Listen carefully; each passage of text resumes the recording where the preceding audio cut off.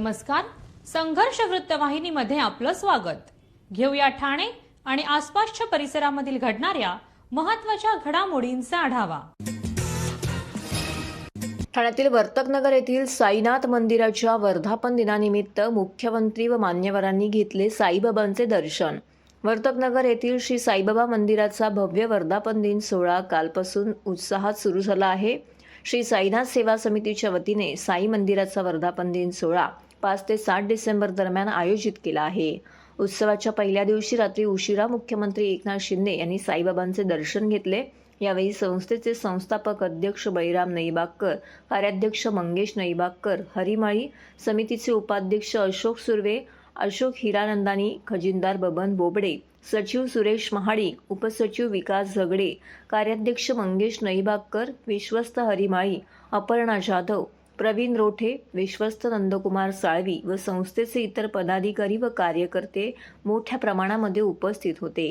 उत्सवादरम्यान विष्णुयाग यज्ञ, भजन, कीर्तन व सांस्कृतिक कार्यक्रम संपन्न झाले. साईंच्या दर्शनात येणाऱ्या भक्तांना लाडू प्रसादाचं वाटप करण्यात आलं, तर महाप्रसादाचाही भाविक भक्त मोठ्या संख्येने लाभ घेताना दिसत आहेत. साईबाबांचं दर्शन घेण्यासाठी आज दरम्यान माजी आमदार सुभाष भोईर, ज्येष्ठ समाजसेवक डॉक्टर नानजीबाई ठक्कर ठाणावाला, कल्याण जिल्हा प्रमुख गोपाळ लांडगे, माजी नगरसेवक नारायण पवार, माजी नगरसेवक संजय तरे, माजी नगरसेविका नम्रता राजू फाटक व इतर मान्यवर भाविक मोठ्या संख्येने येथे उपस्थित होते. मंदिराच्या आजूबाजूच्या परिसरात लाइटिंग करण्यात आलेली आहे, तर मंदिर परिसरामध्ये एका जत्रेचेही आयोजन करण्यात आलेलं आहे. उत्सवाबद्दल अधिक माहिती कार्याध्यक्ष मंगेश नईबागकर यांनी दिली आहे.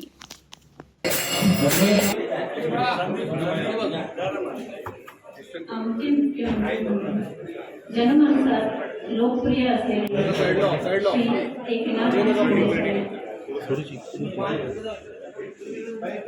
साईचरणी नतमस्तक होत आहे. आम्ही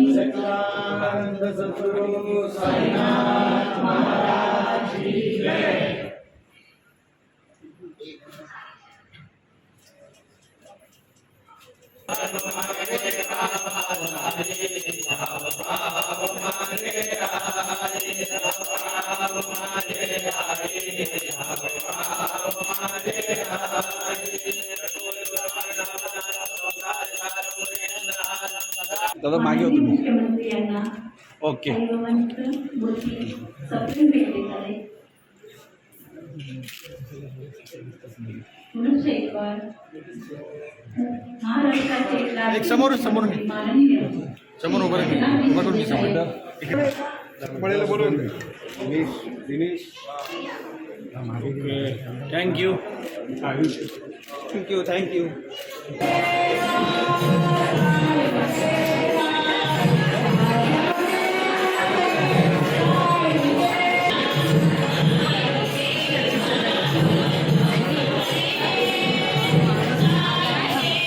आज उत्सवाचा दुसरा दिवस असून पहाटेपासून श्री साईबाबांच्या पूजा अर्चा पहाटेपासून चालू आहे. तसेच आता आज श्री विष्णुयाग यज्ञ याचाही दुसरा दिवस असून कालच महाराष्ट्राचे मुख्यमंत्री ठाण्याचे लाडके श्री एकनाथजी शिंदे साहेब यांनी सुद्धा काल मंदिराला भेट दिली. त्यांनी सर्व मंदिराची पाहणी करून सर्व विश्वस्तांना कामाबद्दल त्यांना शाबासकी दिली की तुम्ही सुंदर काम केलेलं आहे. तसेच आज दिनांक विरोधी पक्षनेते श्री सुभाषजी भोईर, गोपाळजी लांडगे तसेच इतर मान्यवर तरे साहेब, संजय तरे साहेब अशा प्रकारे तसेच स्थानिक नगरसेवक राजू फाटक, विक्रांत चव्हाण या सर्वांनी आज साईबाबांचे दर्शन घेतलेले आहे. अशा प्रकारे आज दिवसभर लोकांची, साई भक्तांची आज गर्दी म्हणजे काल संध्याकाळी सुद्धा फार प्रमाणावरती भक्तांनी दर्शन घेण्यासाठी गर्दी उसळली होती. आजही अशाच प्रकारे गर्दी उसळत आहे. तरी मी आपल्या मार्फत जास्तीत जास्त लोकांनी दर्शनाचा लाभ घ्यावा ही विनंती करतो. सर्व नागरिकांना आवाहन करण्यात येत आहे की सध्या डासांमार्फत पसरणाऱ्या डेंग्यू या आजाराचा प्रसार रोखण्यासाठी प्रत्येकाने पुढील प्रमाणे कार्यवाही करावी. डेंग्यू आजार एडिस इजिप्ती हा डास चावल्याने होतो. या डासांची पैदास साचलेल्या किंवा साचवलेल्या स्वच्छ पाण्यामध्ये होते. 8 दिवसांपेक्षा जास्त दिवस पाणी उघडे व साचून राहिल्यास त्यात डास अंडी घालतात. अंड्यांच्या अळ्या तयार होऊन पुढे डास तयार होतात. यासाठी आपल्या घरातील पाणीसाठे उदाहरणार्थ बॅरल्स, पिंपे, टाक्या, हौद, रांजणे इत्यादी दर आठवड्याला रिकामे करून घासून पुसून कोरडे करून पुन्हा भरावे. 1 दिवस कोरडा दिवस म्हणून पाळावा. पाणी साठ्यांना घट्ट झाकणे बसवावीत किंवा जुनी साडी, चादर, धोतर यांनी बांधून झाकून ठेवावीत, म्हणजे डास त्यात जाऊन अंडी घालणार नाहीत. घराच्या गच्चीवर, आजूबाजूला, अंगणात कोठेही पाणी साचू देऊ नये. भंगार सामान उघड्यावर टाकू नये.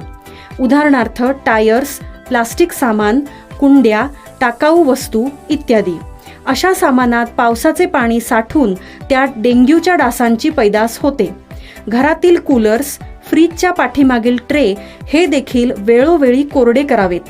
लक्षात ठेवा, नुसत्या फवारणीने डास घनता कमी होत नाही, तर त्यासाठी डास पैदास ठिकाणे नष्ट करणे ही आपल्या सर्वांची जबाबदारी आहे. कोणताही ताप अंगावर न काढता जवळच्या शासकीय रुग्णालयात मोफत औषधोपचार घ्या. अशा प्रकारे नागरिकांनी सहकार्य केल्यास डेंग्यूचा प्रसार रोखणे सहज शक्य आहे.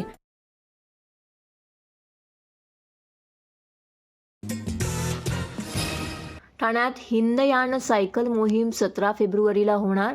देशभरात 10 ते 3 मार्च या काळात वेगवेगळ्या सायकल मोहिमांचं आयोजन. सायकल मोहिमांना जनसामान्यांमध्ये पोहोचवण्यासाठी हिंदयान फाउंडेशनतर्फे देशभरात विविध ठिकाणी 10 फेब्रुवारी ते 3 मार्च या काळात वेगवेगळ्या सायकल मोहिमांचं आयोजन करण्यात येणार आहे. त्यापैकी ठाणे ते मुंबई अशी सायकल मोहीम 17 फेब्रुवारी रोजी होणार असून त्याच दिवशी ठाणे महानगरपालिकेच्या सहकार्याने शाळांमधील विद्यार्थ्यांसाठी 5 किलोमीटर अंतराची सायकल मोहीमही आयोजित करण्यात येणार आहे. या मोहिमांची माहिती देण्यासाठी मंगळवारी महापालिका मुख्यालयामध्ये पत्रकार परिषदेचं आयोजन करण्यात आलं होतं. त्यामध्ये महानगरपालिकेचे अतिरिक्त आयुक्त प्रशांत रोडे आणि हिंदयान फाउंडेशनचे समन्वयक विष्णुदास चापके उपस्थित होते. या मोहिमांना सर्वतोपरी सहकार्य करण्यात येणार असल्याची माहिती प्रशांत रोडे यांनी या प्रसंगी दिली आहे. माझं नाव विष्णुदास चापके. मी पहिल्या भारतीय पृथ्वीला संक्रमण केलं. आत्ता आम्ही भारतामध्ये हिंदयान नावाची सायकलची मोहीम आणि स्पर्धा आयोजित करत आहोत. दिल्ली ते पुणे टप्प्याटप्प्यामध्ये जी असेल ती मोहीम असेल शहरी भागामध्ये, आणि सिंधुदुर्गमध्ये स्पर्धा असेल. दिल्ली ते पुणे जी असेल त्याच्यामध्ये 2 लांब पल्ल्याच्या दिल्ली ते आग्रा 220 किलोमीटरची, त्यानंतर मुंबई ते पुणे 170 किलोमीटर अप्रॉक्सिमेटली, आणि प्रत्येक शहरामध्ये एक अप्रॉक्सिमेटली 20 ते 30 किलोमीटरची मोहीम असेल. त्यानंतर जी स्पर्धा असेल ही स्पर्धा प्रोफेशनल लोकांसाठी सिंधुदुर्ग शहरात असेल.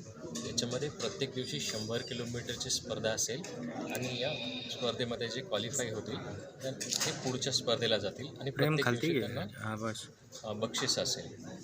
आणि दिल्ली, आग्रा, जयपूर, गांधीनगर, ठाणे, मुंबई या शहरामध्ये आंतर शहराची मोहीम असेल, जसं की अहमदाबाद ते गांधीनगर, ठाणे ते मुंबई, मुंबई ते वाशी, आणि लोणावळा ते पुणे अशा प्रकारच्या मोहीम असतील या शहरामध्ये. 5 राज्य आहेत: दिल्ली, दिल्ली, उत्तर प्रदेश, राजस्थान, गुजरात, महाराष्ट्र. हिंदयानमार्फत देशाच्या विविध राज्यांमध्ये सायकल मोहीम आणि स्पर्धा आयोजित करण्यात येत आहे. त्यामध्ये ठाण्यामध्ये सुद्धा ही सायकलची मोहीम राबवण्यात येणार आहे. यामध्ये ठाणे महानगरपालिकेच्या विद्यार्थ्यांचा सहभाग राहणार आहे. आपल्याला माहिती आहे की दिवसेंदिवस फिटनेससाठी आपण मॅरेथॉन असेल, सायकल स्पर्धा असतील हे आयोजित करीत असतो. त्याचाच हा जो भाग आहे, त्यात महानगरपालिकेच्या क्रीडा विभागाच्या मार्फत आपण सायकल रॅलीसाठी आवश्यक ते सर्व सहकार्य करणार आहोत. TJSB सौर शक्ती कर्ज गो ग्रीन करा वीज बिलावर बचत.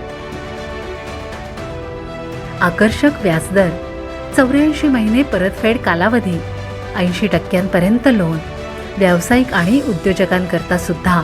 अधिक माहितीसाठी तुमच्या जवळच्या शाखेला भेट द्या किंवा संपर्क साधा. 1800-223-466 आणि 1800-266-3466.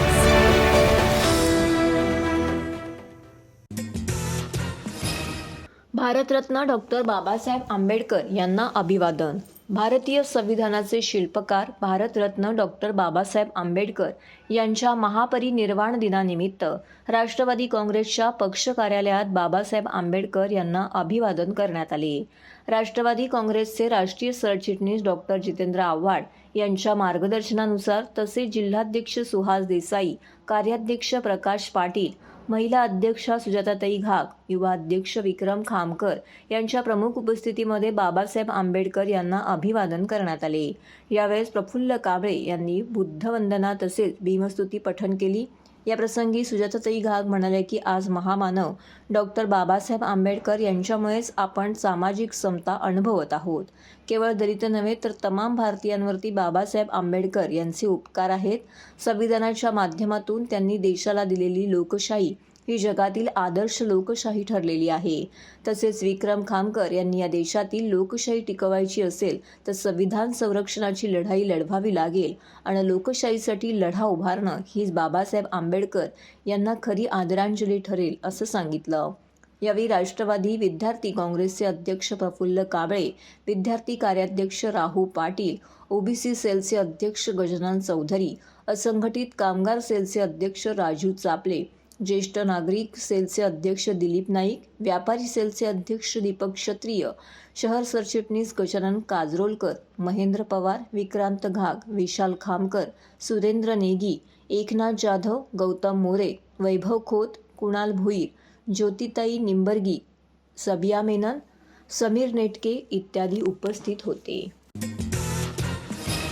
विशेष मुलांच्या कलाविष्काराने साजरा झाला जागतिक दिव्यांग दिन. व्यंगत्वावरती मात करत आपल्यातील कलागुण सादर करत विशेष मुलांनी उपस्थित रसिकांनाही त्यांच्या तालावर ठेका धरायला लावला. निमित्त होतं जागतिक दिव्यांग दिनाचे. ठाणे महानगरपालिका, आदित्य प्रतिष्ठान ठाणे यांच्या संयुक्त विद्यमाने डॉक्टर काशीनाथ घाणेकर नाट्यगृह येथे दिव्यांग दिनाचं आयोजन करण्यात आलं होतं. या कार्यक्रमात धर्मवीर आनंद दिघे जिद्द शाळा या विशेष शाळेतील तसेच ठाणे महानगरपालिका हद्दीतील विविध विशेष शाळांमधील दिव्यांग मुले सहभागी झाली होती. यावेळी अतिरिक्त आयुक्त 1 संदीप माळवी, अतिरिक्त आयुक्त 2 प्रशांत रोडे, उपायुक्त उमेश बिरारी, समाज विकास अधिकारी दशरथ वाघमारे, माहिती व जनसंपर्क अधिकारी रवींद्र मांजरेकर, दिव्यांग कला केंद्राचे किरण नागती इत्यादी उपस्थित होते. अतिरिक्त आयुक्त 2 प्रशांत रोडे यांनी या कार्यक्रमाचे प्रास्ताविक करून सर्व उपस्थित विशेष मुलं व त्यांना शिक्षकांना या शुभेच्छा दिल्या. या निमित्ताने आदित्य प्रतिष्ठान ठाणे यांच्या संयुक्त विद्यमाने आयोजित दिव्यांग कला केंद्र ठाणे प्रस्तुत अरे रे रे ते अरे वा या कार्यक्रमाचं आयोजन केलं होतं. ठाणे महानगरपालिकेच्या धर्मवीर आनंद दिघे जिद्द शाळेच्या विद्यार्थ्यांनी स्वागत गीत सादर करून मान्यवरांचे स्वागत केले. तर हे होतं संघर्ष वृत्तवाहिनीचं आजचं बातमीपत्र. उद्या पुन्हा भेटू याच वेळी याच ठिकाणी ताज्या घडामोडींसह. तोपर्यंत नमस्कार.